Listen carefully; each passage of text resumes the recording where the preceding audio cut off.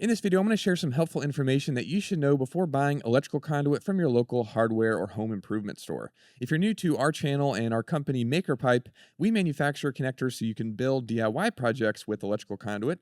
But I think this information in this video will be useful to you even if you're doing some DIY electrical stuff at home as well. The first thing I want to mention is that I was in Lowe's, but this applies to, places like Home Depot, Menards, Ace Hardware, and places that you can find electrical stuff or really just kind of different things like this, different materials. And you also want to look for the electrical aisle specifically. You can find pipes and tubes in different places in these stores, but the electrical aisle is where you'll find the tubing that MakerPipe connectors are made for. And there's usually three main types of tubing that you'll find in the electrical aisle. And the first one, at least in this one that I came across, was the PVC conduit, which is plastic. And if you're doing like DIY electrical stuff, these are usually used in environments that are going to be, they're UV stable, and it's holds up better in like an environment with a lot of moisture and water. So that's when you would typically use that for protecting wires in electrical situations. But MakerPipe connectors are designed specifically for EMT conduit, which stands for electrical metallic tubing. You'll notice here, one easy way to identify EMT is it has smooth ends, as you can see here, and it's steel tubing, it's thin walled, and here it is. This is 3/4 inch, and then there's also another type of conduit, which is rigid conduit. This is a lot beefier, a lot more thicker walled, and it has threaded ends.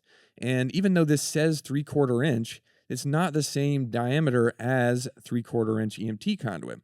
So if you're buying EMT for a MakerPipe project, you want to make sure that you match the conduit that you're buying with the connector size that you chose, because we manufacture the connectors specifically for EMT conduit. So if you buy 3/4 inch connectors, you want to make sure you get 3/4 inch EMT conduit.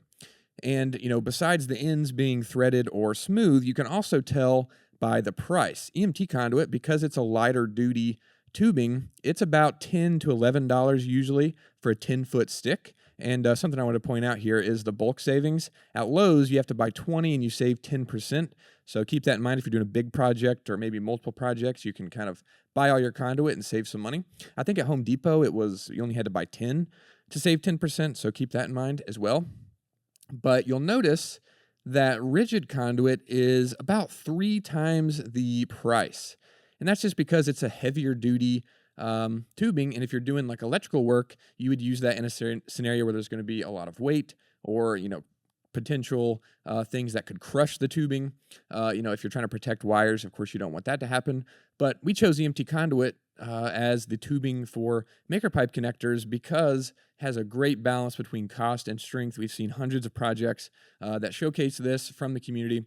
And if you're getting accessories, like 1-hole straps, 2-hole straps for your DIY project, or even if you're getting electrical fittings for your electrical stuff that you're doing, you want to make sure to also match the packaging and the stuff that you're buying with the tubing that you're getting. So you'll see here they have the 1-hole straps and 2-hole straps for EMT conduit as well as rigid conduit. And again, that's important because the diameters, even though the trade sizes are the same, are not actually the same. So if you get 3/4 inch EMT 2-hole straps, try to use those on a rigid conduit, it's not going to work. It's going to be too small. And then if you get it for rigid, it's going to be too big for EMT. So that's what you want to keep in mind. And that's really all you need to know when buying conduit for your MakerPipe project. Or like I said, even if you're doing electrical stuff, there's just a few things you want to keep in mind. Hope this was helpful to you. If it was, leave a like and consider subscribing. Thanks so much for watching. We'll see you in the next one.